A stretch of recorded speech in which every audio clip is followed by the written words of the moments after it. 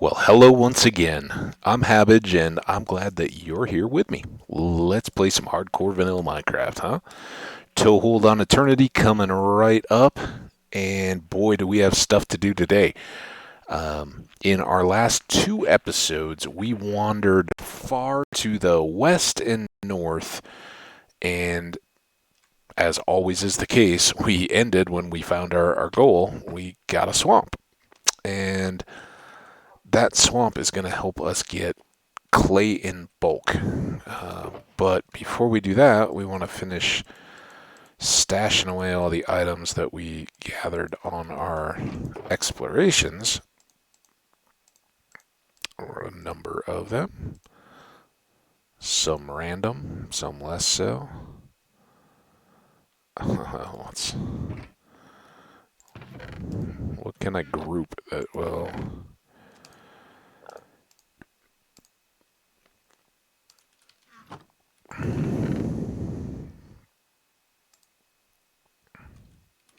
That was our one good treasure map. I think we had...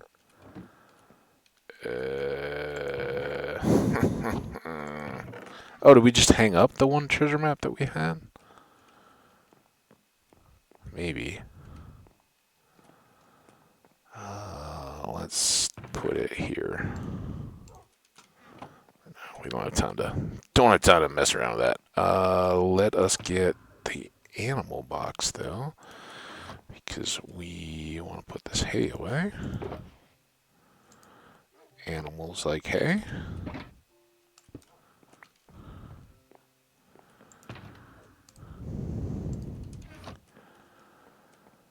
Alright.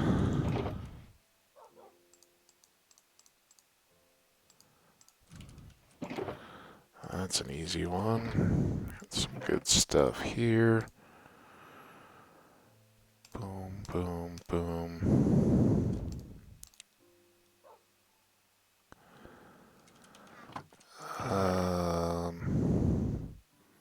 Pressure plates.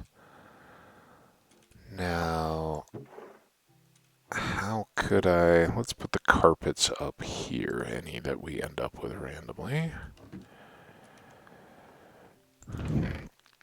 Cooked fish. Saddle. Clock. Book. We already have a loyalty. I think we have that on sale. Alright, we're getting there. Iron. The books we can put somewhere more useful than just here. How did I miss the horse armor when I was putting away the saddle? Box, fix, take those with us. Downstairs, downstairs, downstairs. And that's about it, right? These two go back in here.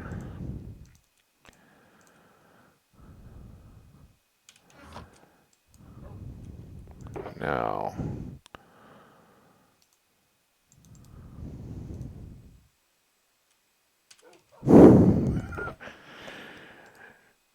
maybe spread these out a little bit. I've got a few there. Let's put a couple in with tools. Till we don't have space, kind of think that's the way to play it. Alright, now all these can get picked up. This one still has our materials for the build we're working on. Goodies can go away. Wings can go away for a minute. Goes back over there. In good shape. Let's go. Alright, yeah, just a little bit of inventory management there. Guess we could have taken a look in the rando chest and added a few things out of it, but what do we do with...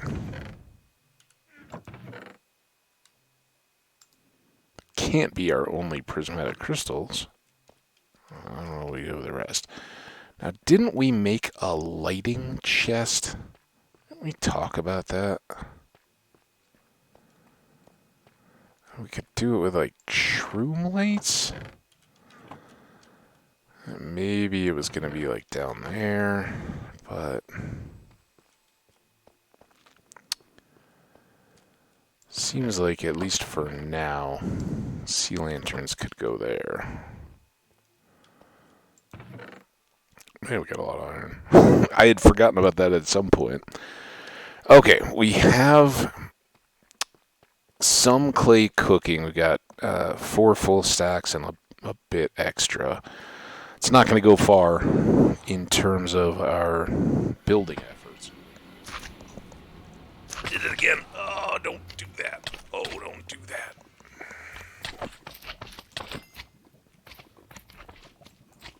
I always think that going through a portal is a good, quiet time to drink some coffee. Never a good time. Never, ever.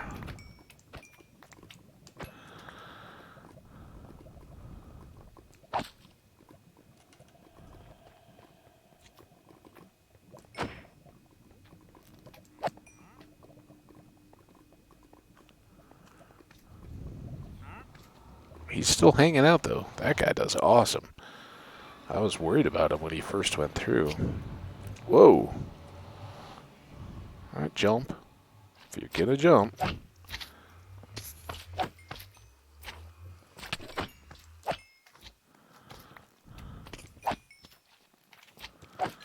Come invade the sanctity of my little sky base here. Oh.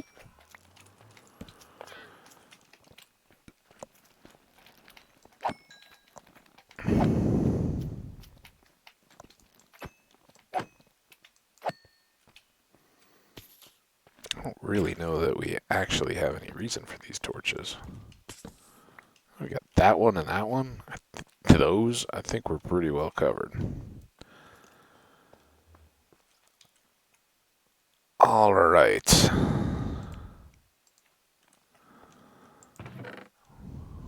Leave the excess here.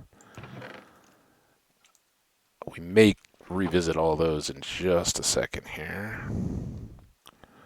Let's see, how do we leave things here? A little bit of gunpowder. Cleared out everything that we'd had previously.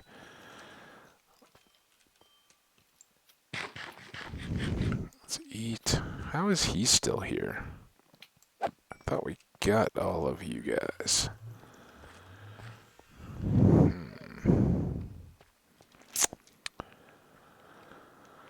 Well, I think we had something. Oh, and tools. We'd pulled this back to get the advancements. And we need some lapis. And we should really have those set to repair. So let's try to remember piercing 3. We want quick start on that bow.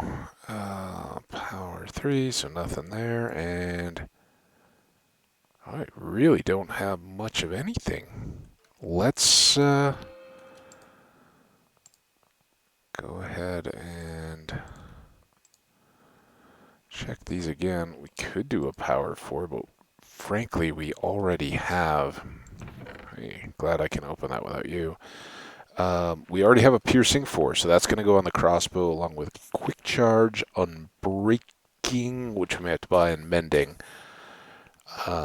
There's no infinity for a crossbow, so you might as well have the infinity.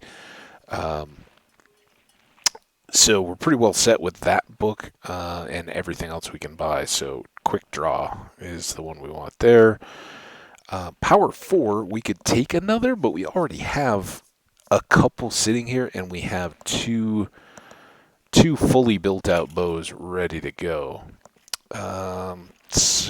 And we'd like to get a Power 5 book eventually anyway. So I think we're going to kind of hold off on that. At least until we get the At least until we get a quick charge. Then we'll see. Oh, there it is. All right. Well, the game wants us to pull some levels. And that's good, because we need to repair these wings anyway.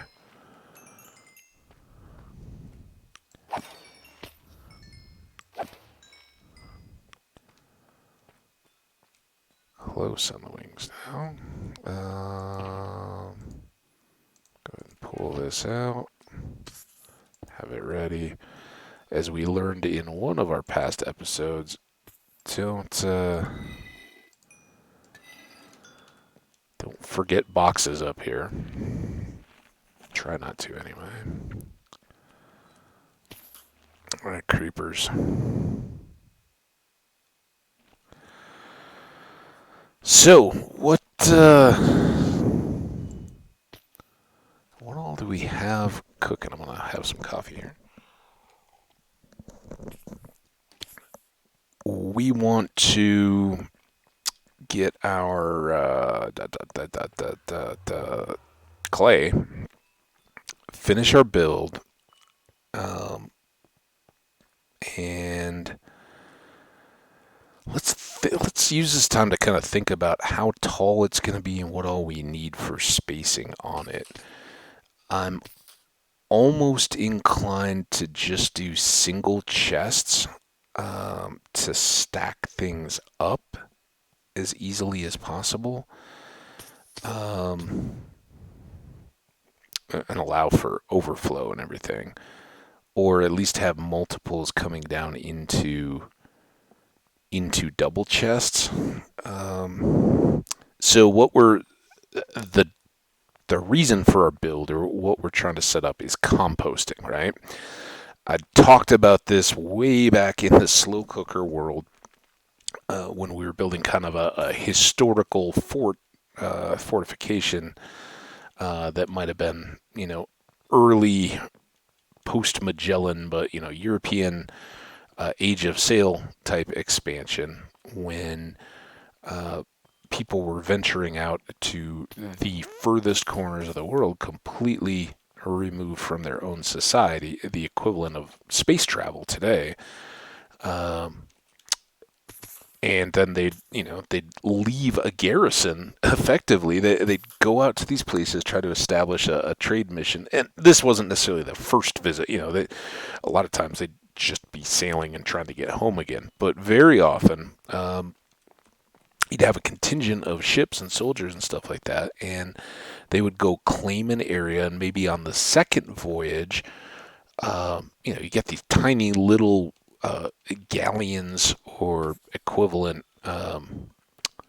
ships that are out, going tens of thousands of miles nautically, and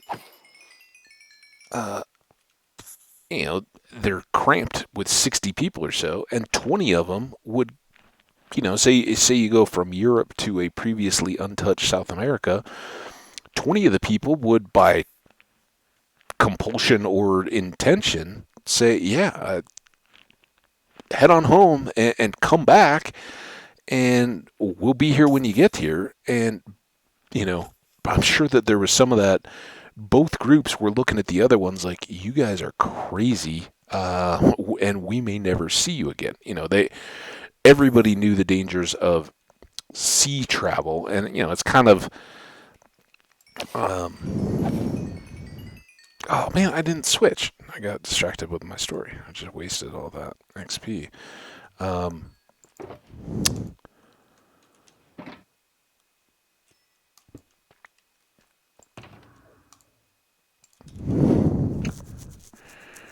Sorry, itchy chin. Some of everybody that was like, oh yeah, that think Pilgrims on the Mayflower or any of that kind of stuff. Everybody knew when you got into a boat made of wood, powered by sail, with no means of communication long distance other than hailing or pinafore, that there was any guarantee that you would arrive where you intended to go, or that you would make it on any kind of scheduled time. It was truly the concept of Godspeed, as a farewell kind of, you're going on a voyage, well, Godspeed to you. That was because it was in God's hands. You didn't know how you were going to make it. And, a ship built of wood that encounters a massive storm or a rogue wave or anything like that, it's not going to necessarily survive. So there was a lot of risk, and that doesn't even bring into question human factors, pirates or enemy nations or anything like that. So all those factors come into play. And so, let's say you go to Chile or Argentina or something like that, the far end of South America from Europe. You've been, rounding the Cape, and people say, yeah, well, all right, good luck. We're going to head back home and let you know, update the map and say we got to this point and there was still land extending south. We didn't make it west, but we left an outpost here. Here's the landmark for it. And they'd go, all right, yeah, make sure to send another ship and bring things. And the people that then stayed, they're looking at going, all right, well, that ship travel is risky, but the people that are leaving are going, are you kidding me? Nobody may ever see those people again. We know there's humans in the area. We saw signs of them.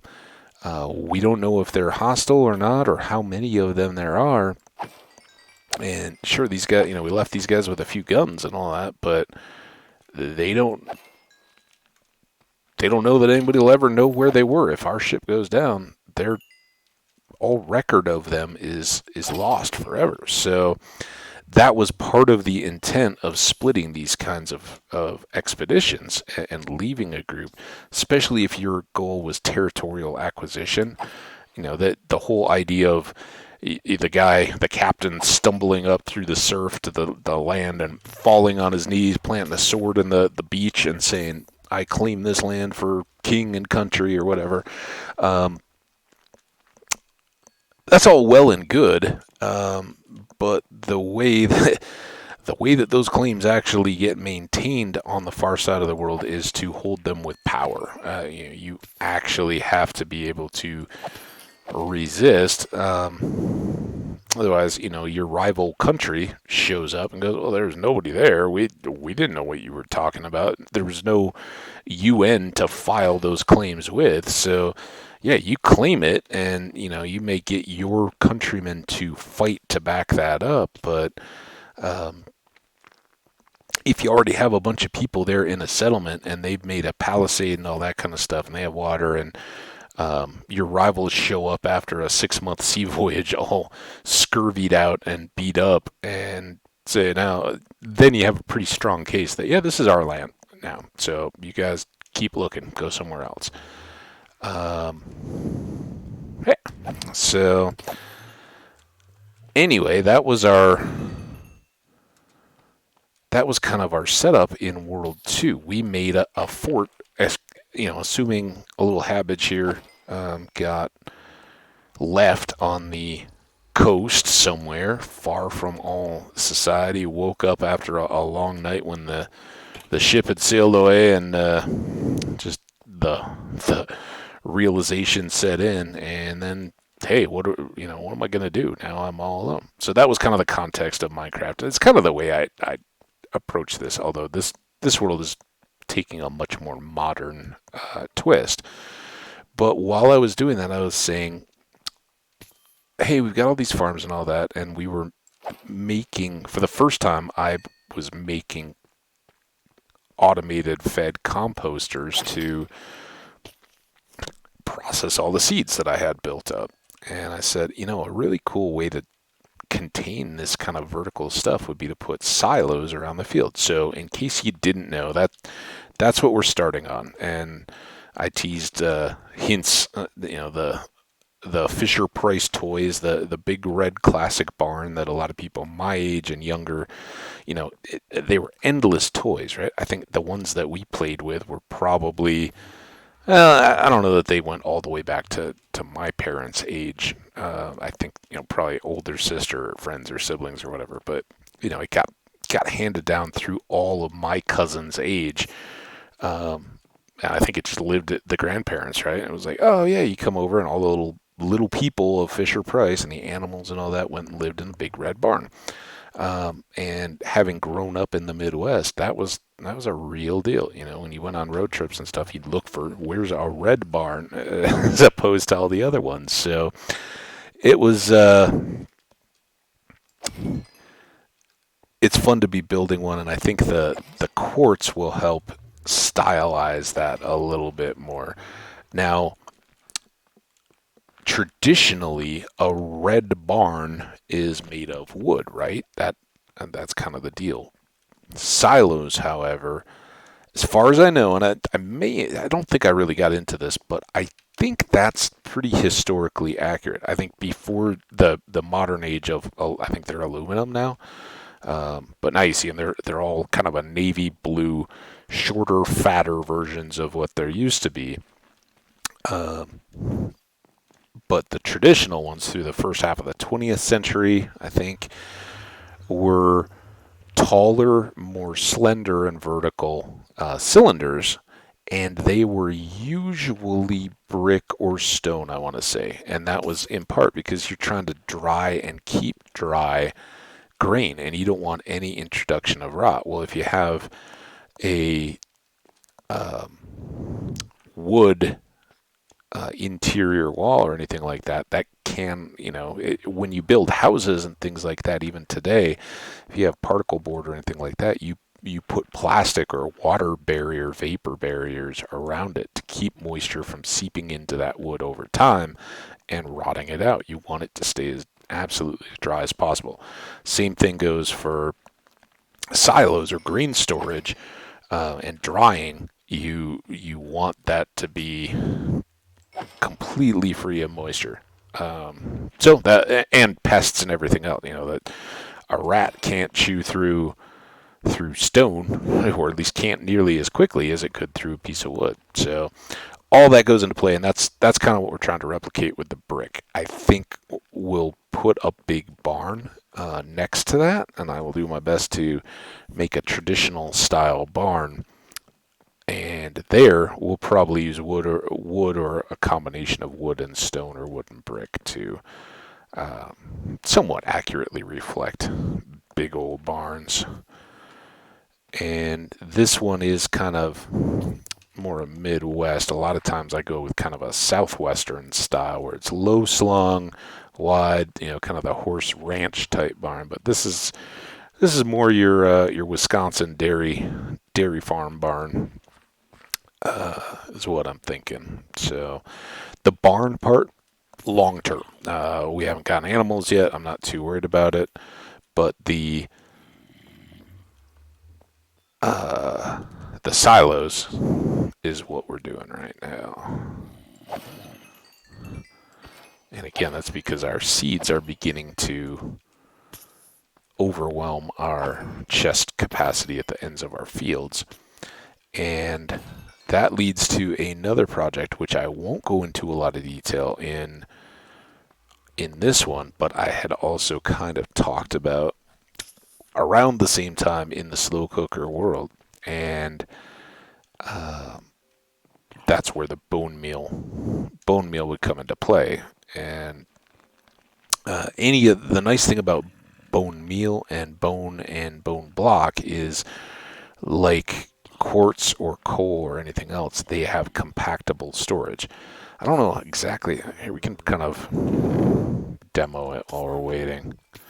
Because again, we want to fix the full shovel, and then I think we want to get up to get that quick draw on our crossbow.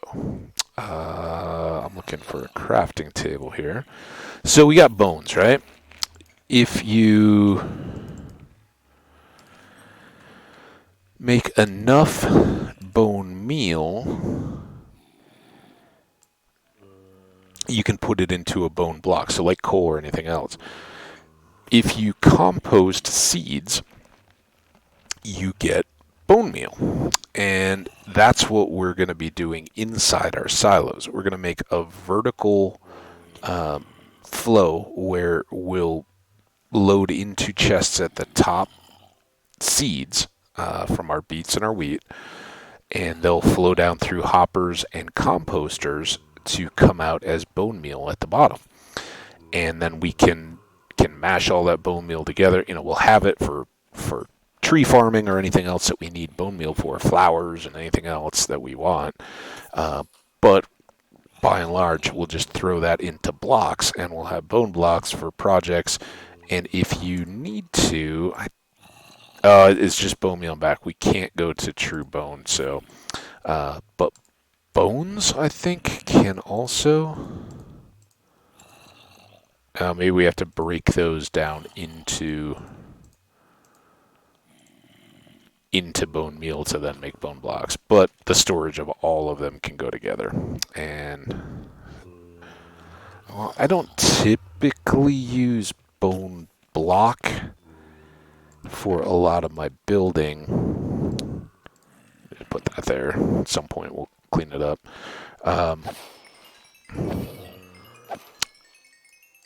It's a nice one.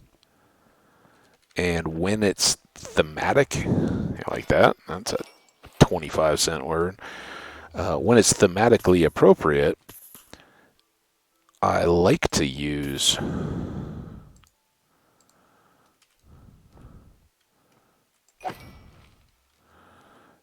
bone. So bone, surprisingly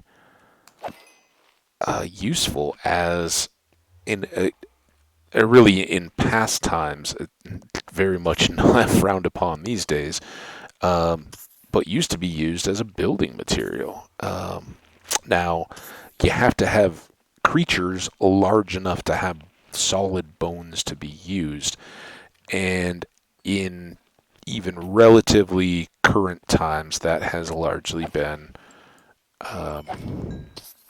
whales are about the one source that really provides that. And of course, the place where bone is highly valued, or there aren't more readily available materials, is in the Arctic. So native peoples around the Arctic, Eskimos. Well, in addition to those, people across northern Canada and in Scandinavia and northern Russia, whether it was always whales, I think there's some dig reference, but not a lot, because the freeze-thaw cycle and permafrost and all that makes it a little more difficult to preserve any kind of records. But I think there's some evidence of woolly mammoth or mastodon bones and tusks being used as well. But I know whale ribs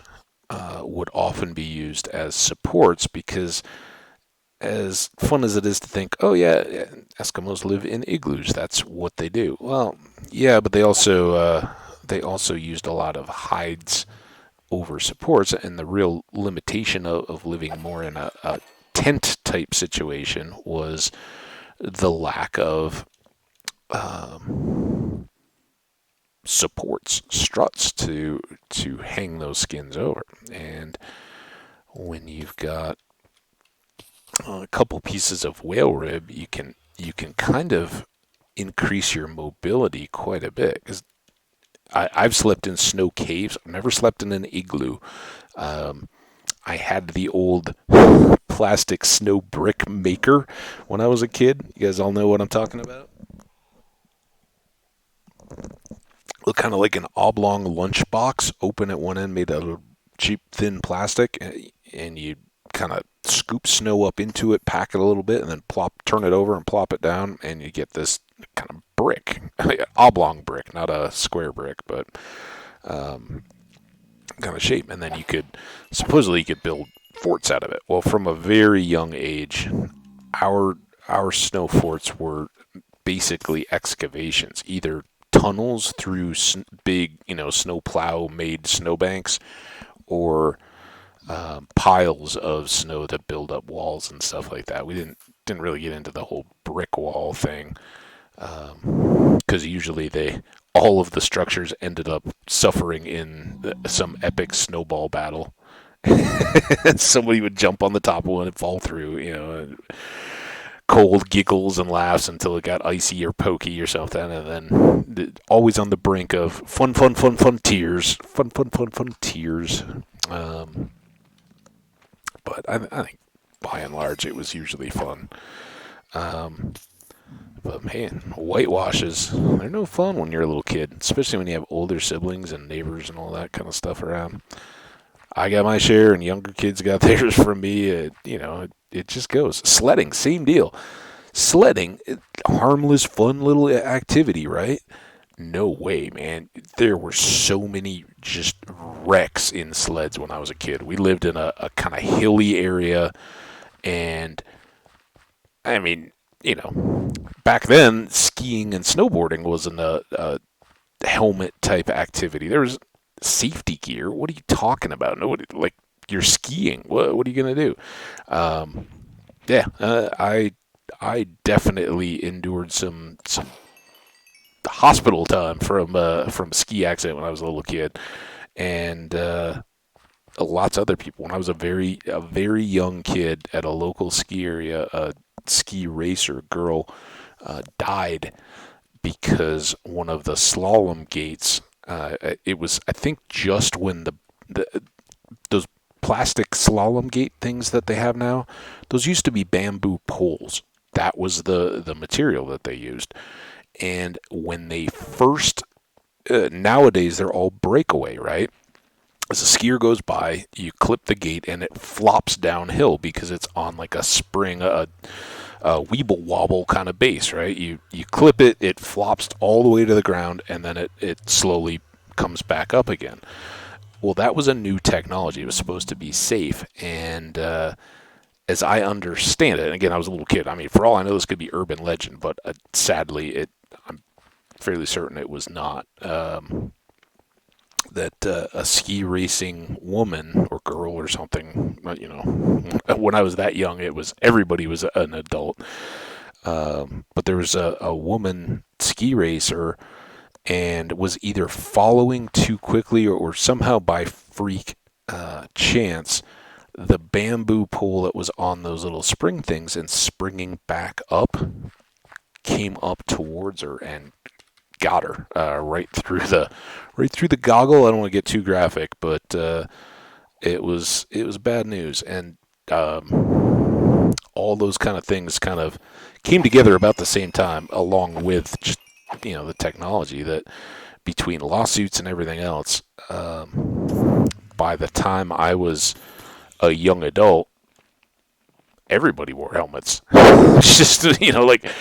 Who doesn't? Nowadays, it is so ubiquitous. You see people not wearing a helmet out skiing, and it's like crazy. I do it sometimes in the very late spring when the resorts are just shutting down. There will be kind of party ski days when it's warm and sunny and the snow is awful, but nobody cares. You bring grills and all that kind of stuff and sit out in the sun up in the mountains and enjoy yourselves. And sometimes for that, I won't wear a helmet. I'll just, have a ball cap or something on outside.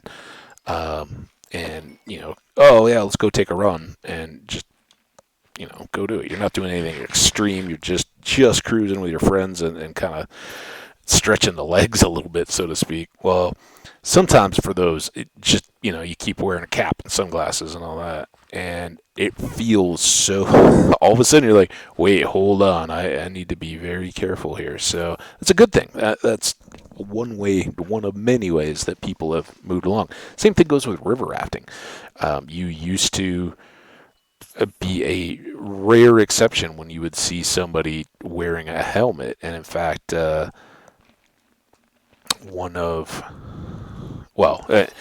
if you saw somebody, especially like in a kayak, you're like, oh man, that person is going to do something crazy. Why are they wearing a helmet? Kayaks, I think, adopted it quickly because of the roll, the kayakers going upside down and then fully rolling through the inverted position to get back up again after dunking their head. So obviously, if you don't know that there could be a rock or something underneath, that makes helmets pretty useful, and I think even way back in the 70s, people knew that.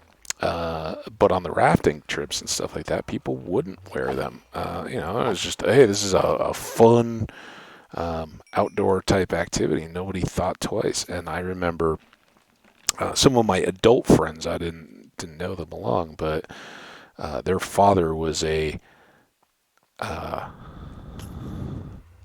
doctor. I don't know if it was neurologist or something like that, or if he wasn't, but effectively he dealt with people that had massive brain injuries from head trauma, and helped, studying the brain and trying to help those people manage their lives with those injuries. And his kids, from the earliest days that I was out here as an adult going on rafting trips, they're like, no, we're wearing helmets. And it was kind of one of those, yeah, we have to. It's our parents make us, but that their dad worked with the result of what happens if you bash your head on a rock. this is how it could be, and they learned that lesson. We're like, yeah, we're wearing helmets. And good for them. And nowadays, liability and everything else, rafting companies won't let you get on the water without wearing a helmet. They don't want to be liable for somebody falling out of a raft and hitting their head and either getting knocked unconscious and then drowning, or just having the lingering effects. So not something to take lightly. Anyway, I don't know how we got on skiing and injuries and all that. Oh, we were talking about snow bricks. Oh, it's sledding. That's right. So bones can be used as building materials. When I was a kid, we went sledding a lot, and it was too early for people to think about helmets. And we didn't wear them for biking. We didn't wear them for any of these other sports either. But just the little plastic sleds, man, we would wreck ourselves so bad because we had pretty good pitches on these just neighborhood hills, and they weren't exceptionally long. It wasn't like these were massive hills, but they were steep and fast, and they were in people's yards, so there were like trees and it wasn't like out here. If you see snow and you're in Colorado, there's open spaces, and there are just areas where people will go and park and bring their kids to go sledding, and they're wide open, and by the time the day's done, the snow's all packed down and gone. You can see all the grass and everything through them, but there's no trees around it, and it's all very, very parent supervised and all that. When we were kids, it was in, yards and things like that, and it would be somebody's maple trees, sitting out in the yard, and you'd like use that to help support the massive jump that you and all the older neighbor kids were building on a snow day. And maybe, it was close enough to somebody's back window for a parent to look outside, but it would be, oh yeah, we're going out to play, and the whole neighborhood's out there. And you'd maybe start at one friend's house, but then as you're going through and looking for the best sled hill, you just move and move and move. And I remember parents of kids, and all the parents were friends back, and then I've heard other people my age talk about how when they were young, the parents of the neighborhood did everything socially together too. There was still this carryover of like 50s mentality that we just don't have anymore, and it's good and bad. It's good that we're so connected with our own friends through Facebook and social media and all that, Twitter and phones and all. We didn't have any of that unless you were sitting in your kitchen talking on a house phone. You didn't stay in contact with people, so you got to, just for ease and simplicity, you got to know your neighbors. It was like, it wasn't just the once a year neighborhood watch and maybe a Christmas party where somebody would say, hey, come on over to my place, I want to get to know all the neighbors. This was like, weekly or monthly or every other weekly type events, and different neighbors would do different kind of stuff, but card games and all that were certainly popular in my parents' neighborhood. It was bridge, but I know there were a lot of people that played rummy where I grew up, and I'm sure My dad was never a big poker guy, but I'm sure, guys poker party kind of deals and all that certainly happen, all those kind of things. So you knew all the parents, and parents of kids that were probably 10-ish years, if not more, older. They eventually became like babysitters and stuff for us as we were growing up, and had become, adults, and we'd gone to like their weddings and stuff like that by the time I was getting towards high school age. But their house was the best for sledding. Just long run out hill that went down into this park area. So there's nothing backing up to it, and you could go forever.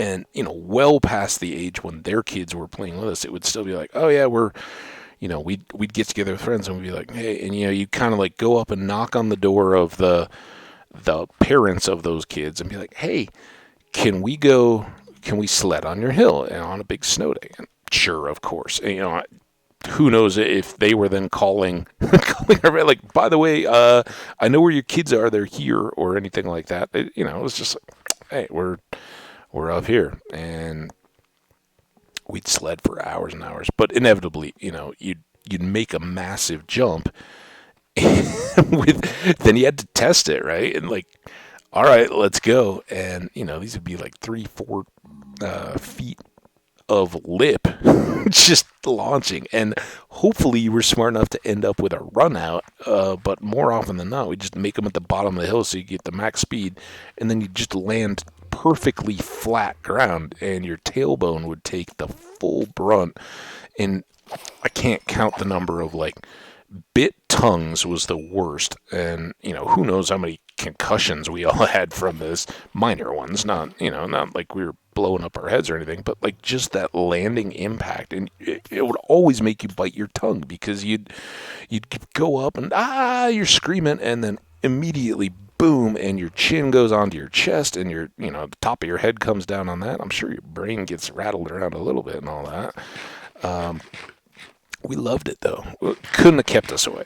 And year after year, you'd forget the body jolting impacts, and you'd go, and it was a different time, but there was definitely some good in it, that you'd be out there, you'd be sledding and all that, you'd be having fun, and one of the kids would hurt themselves. I'm sure it was my turn a few times. I remember biting my tongue, and I definitely remember sore butt from landing on some of these kind of things.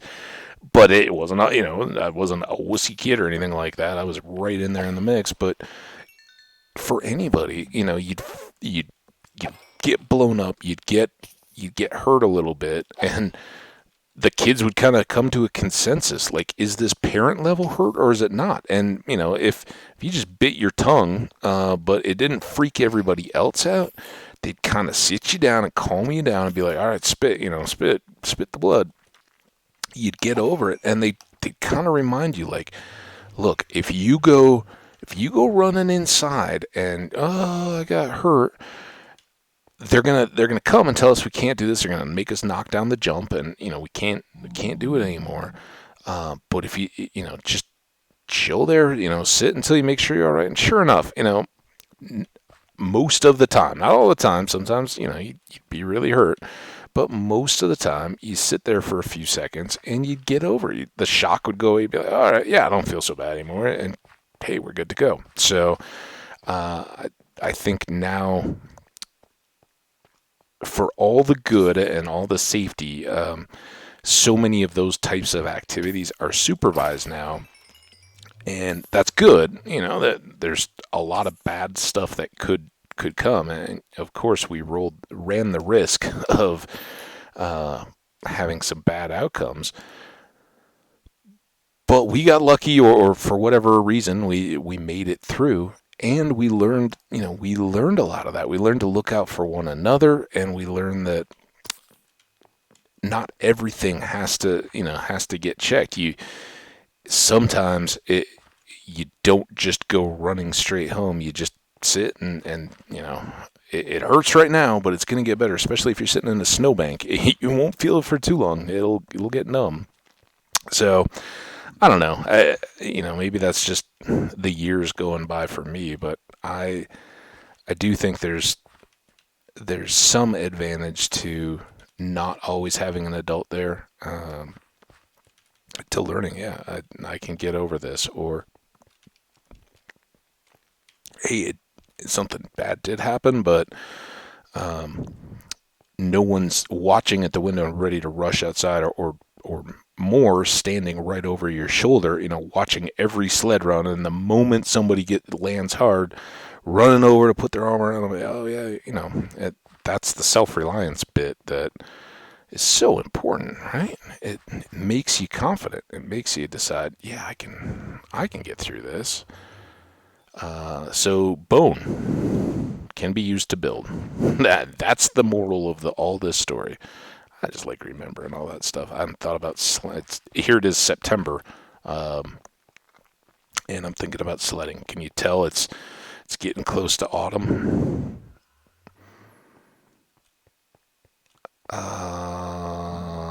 Zoom. I guess we haven't gathered the gunpowder from any of this yet, and I haven't been using any different sword.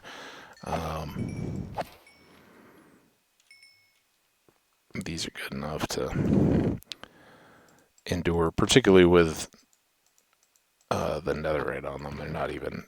They don't even take as regular of damage just in using them. When it's just diamond, even if you have mending, you end up burning a lot of that XP because you're constantly wearing down and repairing the sword that you're using to kill all the mobs. Once you have the netherite, that is a little less of a concern. Alright, we don't need leather boots. Oh wait, do we? I think we have all gold, but we don't have all leather, right? And we should really put this bow away if we're taking the quick. Just, let's put these boots in there.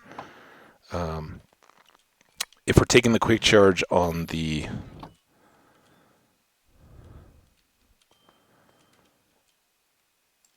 crossbow, as soon as we get to 30 here, then we're just gonna do books for a while anyway. Let's see if we get anything we need.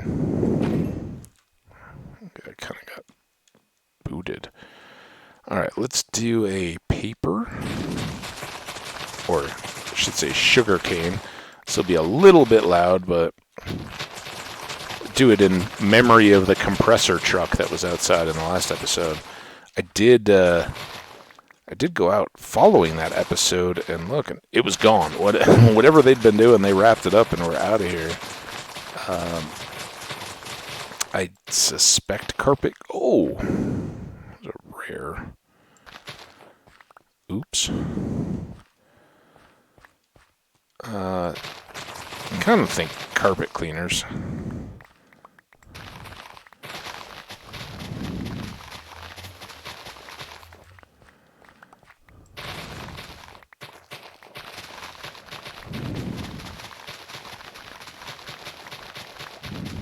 Hopefully by taking the time to do all this sugar cane, we'll have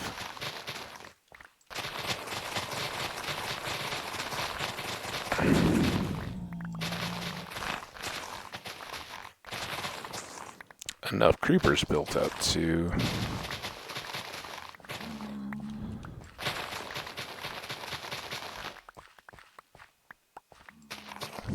finish our enchanting on the crossbow. We'll get more gunpowder that we can turn into TNT back at the base. That will set up our next and probably last of this phase ancient debris gathering trips.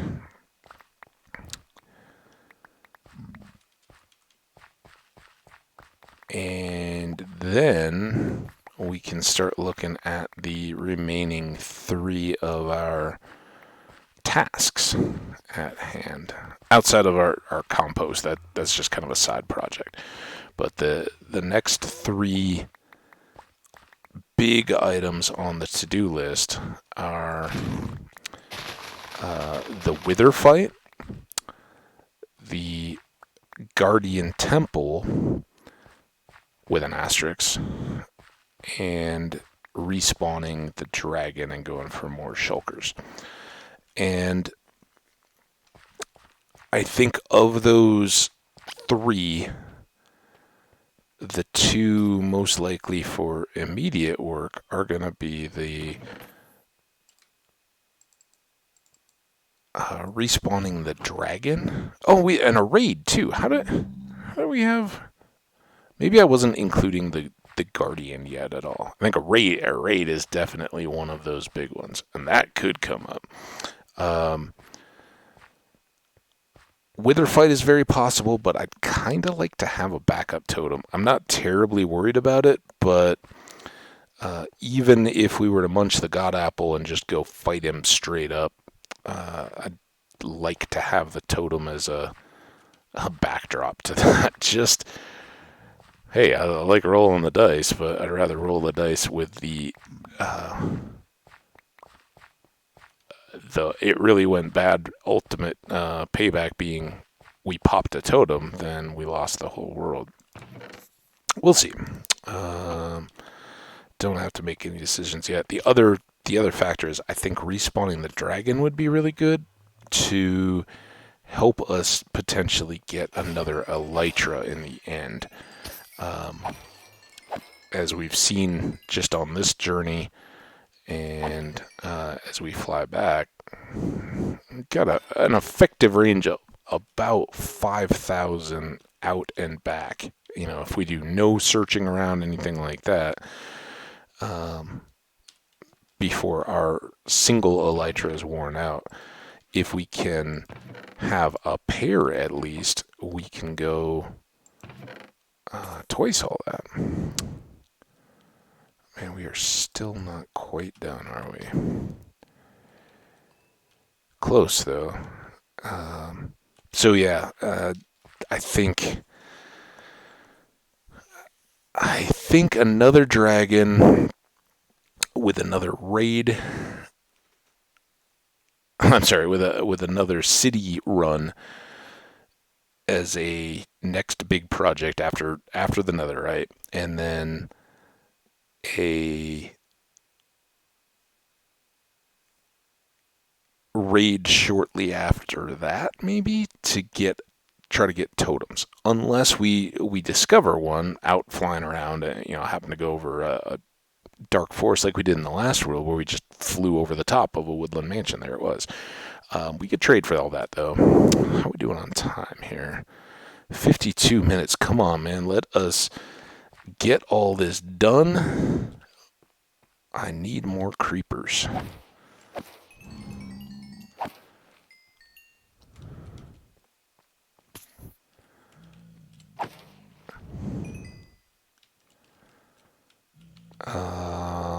What's going on here?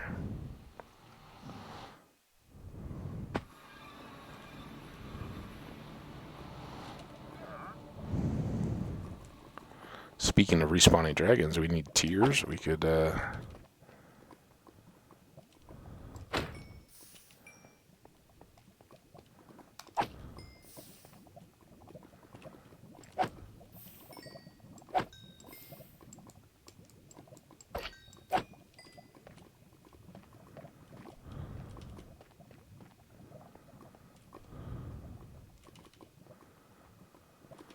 a bit of a run around here. I don't know if this is fast or not, but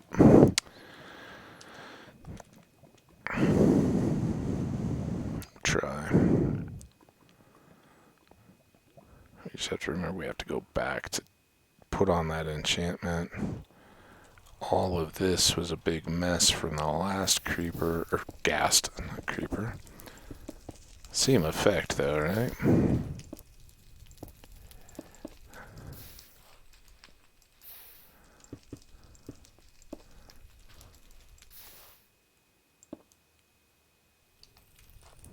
I have no blocks left. Seriously, no ghasts want to come and hang out? Here, Gasty, Gasty, Gasty.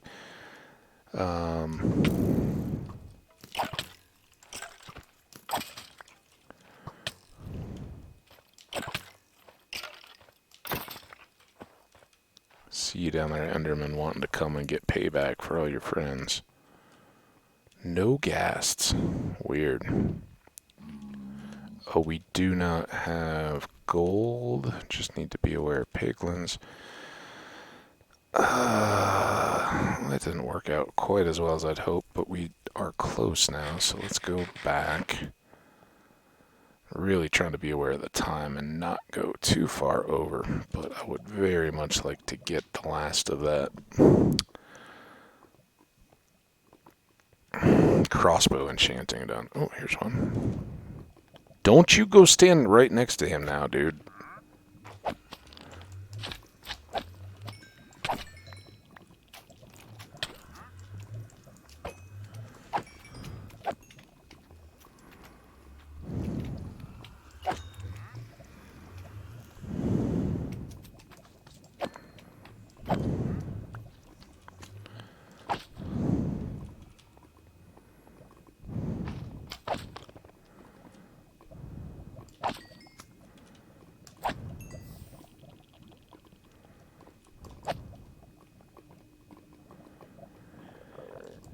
Come on. Is that it?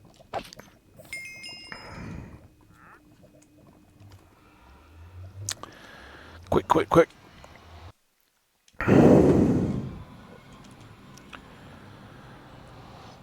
Think we have everything here. This, quick charge.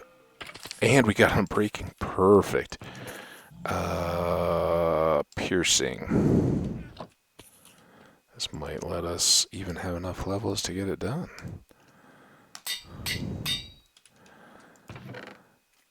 Lapis goes away. Books go away. Don't think we have, excuse me, mending here.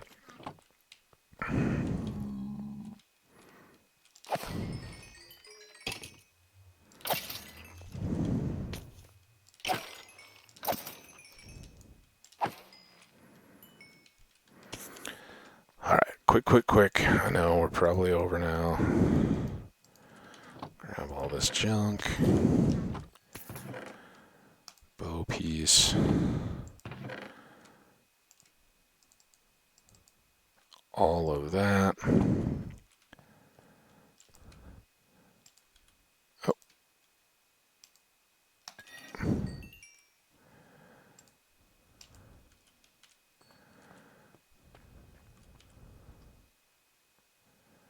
Anything else I'm forgetting here while we're here? You got the box? I put the, yes. Learn that lesson the hard way. Alright, let's try to go all the way back, and then we'll call it good. We may use just a bit of time at the beginning of the next episode to get the mending book. If I don't have one back at base, just run over and buy one fast and throw it on the crossbow, so it's just done. Forget about it then, right? You don't have to worry about it. Then, alright, wow, you're speedy. Come on, game. I know while you're loading stuff in, it's tough, but... Alright, let's park it right here because we got inventory stuff to sort. Thanks, and... Oh, we are still within a minute of actually getting to an hour, so awesome. Thank you so much for hanging out. I hope the end of that made up for waiting around and talking about childhood risky behaviors in the snow and building structures out of bone and otherwise trying to fill the time until we could get that crossbow loaded up with quick charge and repair the wings and the shovel. The good news is those are both tip-top now. So in the next, after getting mending and throwing it on that crossbow, we will fly back out to the swamp with extra shulkers this time and an ender chest to access them. Load up on a bunch of clay. Who knows? Maybe we'll grab a little bit of. Nah, I don't think we're going to do the giant tree stuff. Why bother? We want to get this build done and move on. So that's what we'll focus on. And I can't wait to see you guys and do that. If you're enjoying, do me a favor, hit that like button. That really helps me out. Or better yet, leave a comment and say hello. I'd love to get to know who's out there watching, and especially if you've got any content of your own. Love to hear your stories of hardcore vanilla Minecraft or whatever close varieties those are. Let's plays of Minecraft, let's plays of other games, whatever you're doing out there. I'd love to know about it. So we'll see you for the next one. Until then, take care of yourselves and one another. Bye now.